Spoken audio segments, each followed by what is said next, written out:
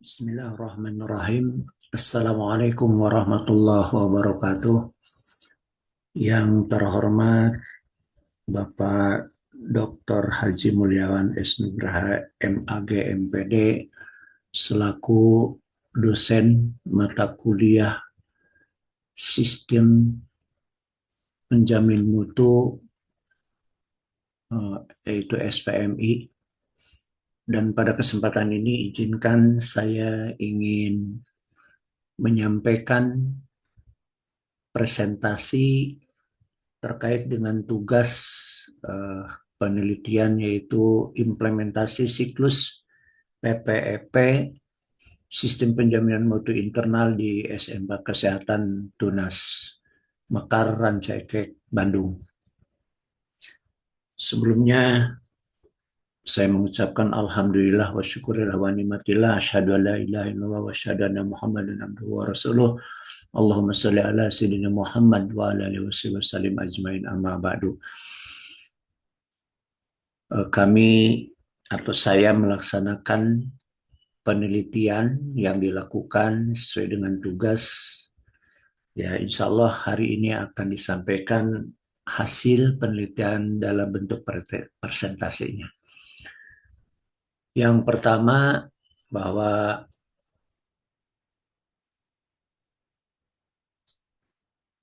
latar belakang dari penelitian ini bahwa permasalahan di lapangan masih banyak penyelenggara pendidikan terutama sekolah swasta kurang begitu memahami dan kurang menyadari bahwa sesungguhnya SPMI itu sangat penting untuk penjaminan mutu pendidikan.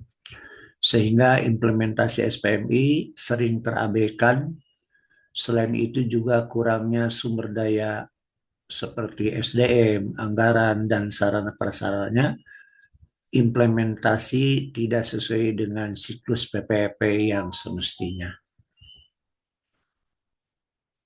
Kemudian tujuan penelitian ingin mengetahui bagaimana siklus PPEP yang dilaksanakan di sekolah SMK Tunas Mekar Bandung. Kemudian kegunaan tentunya ini akan memberikan manfaat baik bagi sekolah ataupun bagi peneliti dan juga untuk kebijakan-kebijakan pemerintah dalam kaitannya dengan peningkatan mutu pendidikan nasional. Kemudian metodologi penelitian. Penelitian ini menggunakan pendekatan kualitatif, yaitu dengan desain penelitian studi kasus yang menggunakan teknik pengumpulan data. Pertama, melakukan observasi langsung ke lapangan. Kemudian yang kedua, dengan mengadakan wawancara, baik dengan kepala sekolah, dengan tim SPMI, dengan guru, dengan siswa, dan termasuk salah satu di antaranya pihak komite. Kemudian juga dilakukan studi dokumentasi di situ. Sehingga diharapkan dengan teknik ini mendapatkan bahan-bahan untuk dikaji sehingga bisa disimpulkan apakah sistem PPEP SPMB di SMA Tunas Mekar ini berjalan dengan baik ataupun kurang baik. Kemudian teknik analisis data dari hasil observasi, data hasil wawancara, kemudian penelusuran dokumen, termasuk data-data yang ada. Peneliti analisis secara deskriptif komparatif, yaitu semua dilihat kemudian dibandingkan antara sebuah konsep yang semestinya dilakukan dengan kenyataan yang ada di lapangan. Kemudian karena data itu tentu begitu luas yang banyak didapat, sehingga perlu melakukan reduksi data yang disesuaikan dengan kaitannya siklus PPEP yang dilaksanakan. Kemudian diambil sebuah kesimpulan dengan menggunakan metode generasi deduktif. Jadi dianalisis dari bagian-bagian sehingga mendapatkan suatu kesimpulan yang bersifat general. Kemudian dalam rangka mengumpulkan data, peneliti melakukan wawancara. Yang pertama dengan kepala sekolah yang terfokus untuk mengetahui bagaimana komitmen kepala sekolah terhadap implementasi PPEP yang di sekolah yang dipimpinnya. Peneliti mengajukan bagaimana Ibu melihat pentingnya implementasi siklus PPEP, sistem peningkatan mutu pendidikan di sekolah Ibu. Kemudian beliau menyampaikan bahwa setiap sekolah kejuruan pasti ada kaitannya dengan dunia industri sebagai pengguna lulusan. Bagaimana perusahaan bisa menggunakan para lulusan sekolah kita jika kita tidak memperhatikan standar mutu. Kemudian yang berikutnya bahwa orang tua menyekolahkan ke sekolah kejuruan itu targetnya agar cepat bisa bekerja. Kemudian beliau juga mengatakan bahwa kita juga bersaing dengan para lulusan dari sekolah-sekolah yang memiliki prodi yang sama, gitu. Sehingga implementasi PPEP ini penting. Gitu. Dalam hal ini peneliti menyimpulkan dengan 3 alasan yang dikemukakan oleh kepala sekolah. Yang pertama bahwa sekolah memiliki komitmen untuk menjalankan PPEP dalam penjaminan mutu sekolahnya. Gitu. Kemudian pertanyaan berikutnya adalah terfokus pada kendala yang dihadapi dan solusi antisipasinya. Penulis mengajukan apa kendala yang dihadapi dalam pelaksanaan siklus PPEP dalam SPMI di SMK, maksudnya di SMK yang Ibu pimpin. Begitu.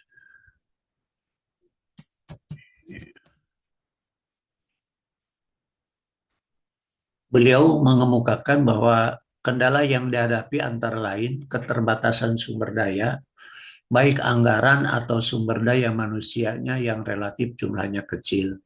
Sehingga kami harus benar-benar dalam penganggaran biaya dan memaksimalkan SDM yang ada. Kemudian peneliti menyampaikan bagaimana cara penganggaran dana yang terbatas dan memaksimalkan SDM yang dimaksud. Kemudian beliau mengatakan bahwa penganggaran dana berdasarkan kebutuhan sebagaimana rencana program yang ditentukan dengan menggunakan skala prioritas berdasarkan urgensinya. Yang terkait dengan keterbatasan SDM, mengoptimalkan guru dan staf dalam berbagai kegiatan seperti mengintegrasikan tim pengembang kurikulum dengan tim SPMI sehingga bertanggung jawab secara simultan berada dalam koordinasi bidang kurikulum. Dengan cara ini, kegiatan bisa lebih efektif dan efisien. Semua kegiatan dibuat kebijakan untuk melibatkan semua guru. Sehingga dengan pernyataan itu, peneliti bisa menyimpulkan bahwa kendala yang dihadapi bisa diselesaikan dengan solusi yang tepat dan cukup baik. Kemudian pertanyaan berikutnya terfokus kepada rencana pengembangan yang dilakukan untuk penjaminan mutu internalnya. Adakah rencana pengembangan ke depan untuk meningkatkan efektivitas implementasi PPEP? Jika ada, seperti apa?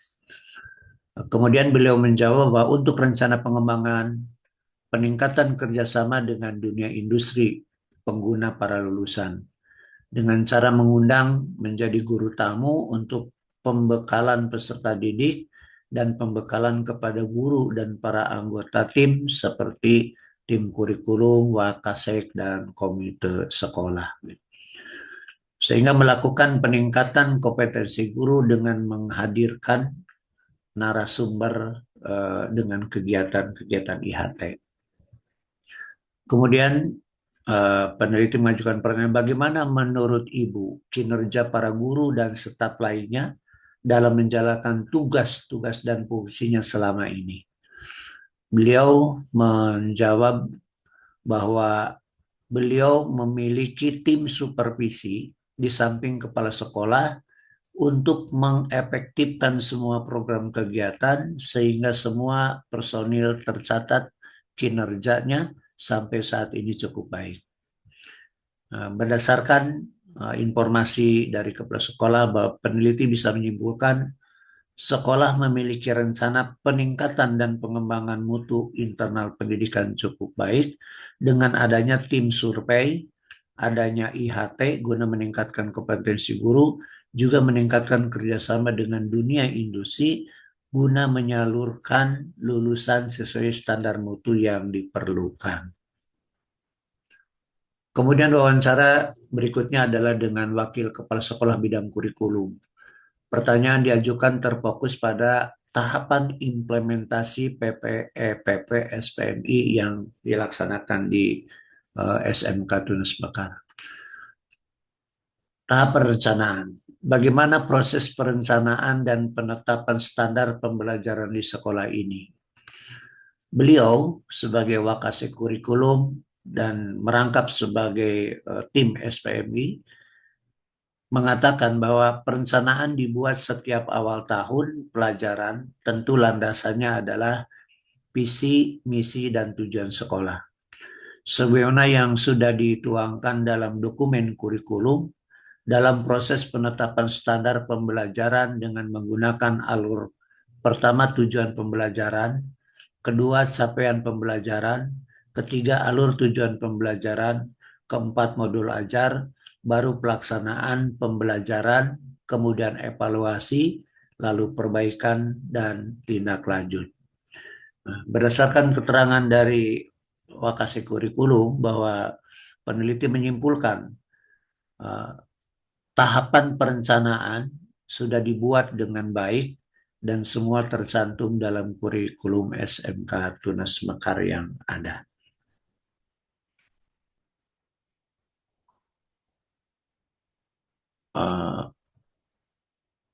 Kemudian yang berikutnya, pertanyaan terfokus pada tahapan pelaksanaan. Bagaimana mekanisme pelaksanaan dan pengawasan terhadap standar pembelajaran di kelas? Beliau menjawab bahwa di sekolah ini ada tim supervisi, juga diinstruksikan kepada guru, baik guru internal maupun guru eksternal dari perusahaan, agar membuat catatan anekdot bagaimana proses pembelajaran berjalan, bagaimana tujuan pembelajaran tercapai, bagaimana respon peserta didik selama proses pembelajaran. Kemudian catatan anekdot itu direview sehingga setiap minggu oleh tim supervisi dan kurikulum, sehingga kita bisa memiliki catatan kinerja guru sebagai bahan kajian untuk perbaikan. Alat evaluasi apa saja yang digunakan untuk mengukur pencapaian standar pembelajaran? Maka beliau mengatakan bahwa alatnya yang pertama adalah visi, kemudian misi, tujuan pembelajaran, kemudian ada tes formatif, tes sumatif, tes praktik, portofolio, asesmen, dan penyerapan tenaga kerja. Nah, sehingga berdasarkan keterangan itu peneliti menyimpulkan bahwa tahapan pelaksanaan dan pengawasan berdasarkan SOP yang dibuat tim SPMI atau tim kurikulum. Kemudian selanjutnya pertanyaan terfokus pada tahapan evaluasi. Bagaimana hasil evaluasi digunakan untuk memperbaiki proses pelaksanaan pembelajaran? Beliau mengatakan bahwa tujuan kegiatan evaluasi bukan sekedar untuk angka rapor, melainkan untuk meningkatkan hasil belajar, mengukur ketercapaian tujuan pembelajaran, mengevaluasi perubahan, mengidentifikasi yang harus diperbaiki, mengukur ketercapaian visi, misi, dan tujuan sekolah, dan meningkatkan penjaminan mutu secara berkelanjutan. Jadi banyak fungsinya yang dapat digunakan dari kegiatan evaluasi. Lalu peneliti mengajukan pertanyaan, apakah kendala yang dihadapi baik dalam pembuatan perencanaan standar mutu, pelaksanaan pembelajaran juga pelaksanaan evaluasi. Beliau mengatakan tentu kendala yang paling pokok keterbatasan anggaran. Sehingga jika ada alat atau media praktik pembelajaran ada yang rusak, tidak dapat diperbaiki langsung atau mengganti dengan yang baru. Harus menunggu waktu untuk pelaksanaan pembelajaran lancar dan evaluasi juga lancar. Jadi intinya bahwa dengan keterbatasan anggaran, setiap ada kerusakan tidak bisa langsung instan diperbaiki, melainkan harus menunggu dulu dan baru bisa dilaksanakan dengan uh, baik kembali. Kemudian pertanyaan terfokus kepada siklus pelaksanaan PPP dan ini yang menjadi pokok penelitian di dalam kegiatan ini. Kemudian peneliti mengajukan bagaimana implementasi siklus PPEP, yaitu perencanaan, pelaksanaan, evaluasi, peningkatan, dan pengembangan sistem penjamin mutu di sekolah ini. Beliau mengatakan bahwa kegiatan ini untuk implementasi sistem penjamin mutu internal SMK Tunas Mekar sejak awal berdiri melakukan siklus yang sama. Sejak berdiri sekolah tahun 2010 dan sekarang sudah melakukan akreditasi 3 kali, itu mulai tahun 2014 sampai dengan tahun 2024. Sekolah masih bisa menjaga mutu lulusan sehingga para lulusan sekolah ini tidak ada yang nganggur dan apresiasi dari dunia usaha pemakai jasa lulusan masih cukup baik. Sekolah kami bukan saja hanya bisa meluluskan siswa, tetapi target kami mereka lulus sekolah bisa bekerja. Karena hakikatnya orang tua siswa memasukkan sekolah anaknya ke sekolah kejuruan, targetnya untuk bisa cepat bekerja. Lulusan sekolah kami memang tiap tahun dibatasi hanya sekitar 25 sampai 30 orang saja. Peneliti menyimpulkan bahwa siklus PPEPP SPMI di SMK Tunas Mekar sudah dilaksanakan dengan baik sesuai alur SOP dan dilaksanakan secara berkelanjutan sejak awal berdiri hingga tahun ajaran 2025 walaupun dengan keterbatasan SDM dan anggaran sehingga akreditasinya sejak awal belum naik dari grade B ke grade A. Kemudian hasil pembahasan. Peneliti mempunyai kesimpulan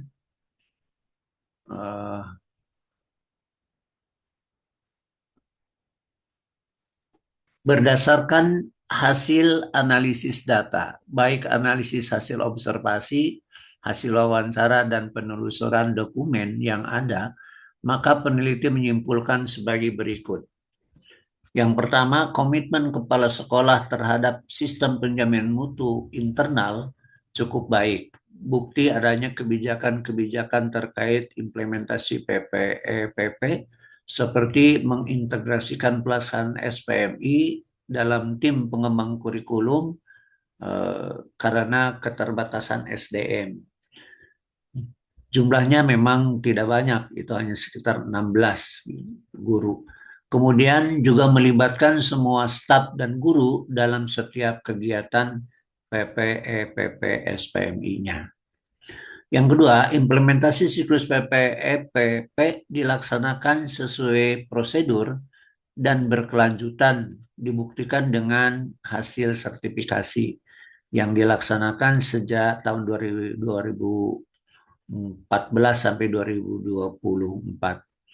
Terdapat dokumen-dokumen akademik seperti kurikulum, silabus, modul ajar, dan dokumen non-akademik seperti rencana kegiatan tahunan, dokumen undangan rapat perencanaan, penetapan, pelaksanaan, dan hasil evaluasi, juga tindak lanjut perbaikan seperti adanya revisi visi misi, hasil revisi visi dengan dimunculkan indikatornya. untuk memperjelas arah agar misi yang dilakukan lebih terukur. Revisi misi dari 5 butir menjadi 7 butir, dan penyusunan program kurikulum mengintegrasikan panitia SPMI dengan panitia tim pengembangan kurikulum karena keterbatasan SDM. Kemudian kendala yang dihadapi itu yang pertama adalah keterbatasan sumber daya, baik berupa anggaran atau SDM yang berjumlah relatif sedikit. Kemudian sering terjadi perubahan kebijakan pemerintah. Kemudian solusi yang digunakan yang menjadi antisipasi kendala, yang pertama melakukan efisiensi anggaran dengan memperhatikan skala prioritas kebutuhan. Yang kedua, mengoptimalkan SDM yang ada dengan melibatkan semua guru di berbagai program kegiatan. Yang ketiga, mengadakan pelatihan in-house training untuk meningkatkan kompetensi guru dan tenaga kependidikan untuk menyelesaikan setiap masalah yang ada.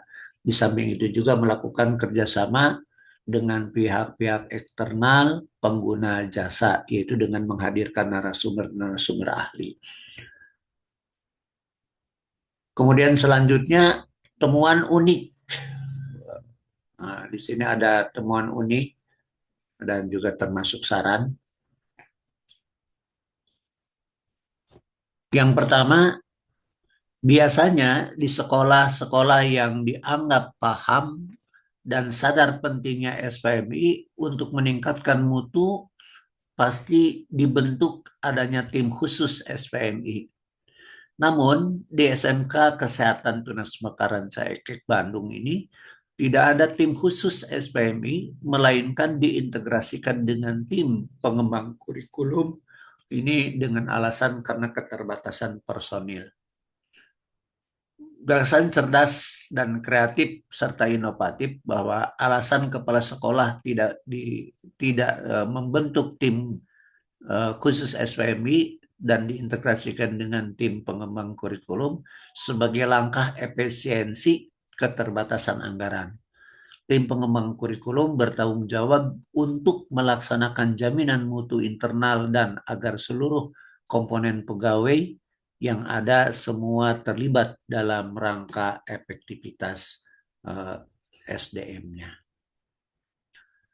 Lalu temuan keunikan lainnya, yang pertama biasanya sekolah yang sudah terakreditasi bernafsu untuk mendapatkan siswa sebanyak-banyaknya dengan orientasi menjadi sekolah yang terkenal dan akan menjadikan sekolah mahal. Nah, menjadi bisnis oriented. Jadi tujuannya untuk ke tingkat arah bisnis.